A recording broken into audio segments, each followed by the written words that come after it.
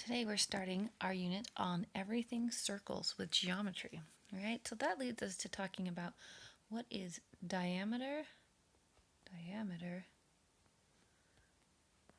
we like that, and radius, okay? Radius.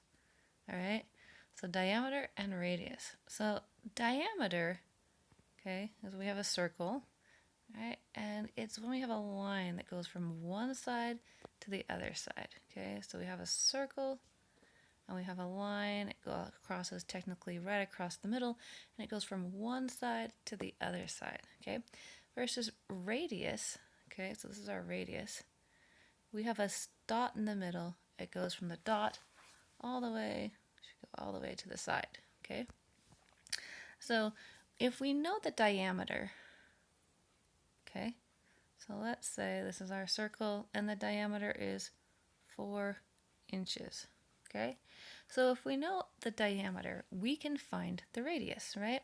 Because the radius is just 1/2 of the diameter, okay? The radius is this right there, all right? So if we know the diameter, we can take the diameter, divide it by 2, and that gives us the radius. 4 divided by 2 gives us 2. So in this case, the diameter was equal to 4, and the radius is equal to 2, okay? So that's how we can find the radius from the diameter, okay? Now what if they give us, actually let's switch that back to black. Okay, what if they give us the radius, okay? So let's say they say the radius is 6 millimeters. All right, so 6 millimeters is our radius. How can I find our diameter? Now remember, diameter is from one side all the way to the other side. All right, so it's basically 2 radiuses. Right, so if I have the radius from here to here, and that's 6, oops, all the way to the middle, then I'm going to have another radius from here to here. I actually have 2 of them. Okay, 6 from here to here, and then 6 from here to here.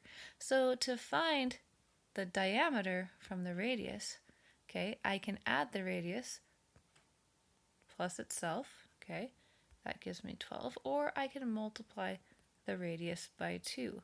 That's the same. 6 plus 6 is the same as 6 times 2. They are both 12. So in this case, I was given the radius of 6.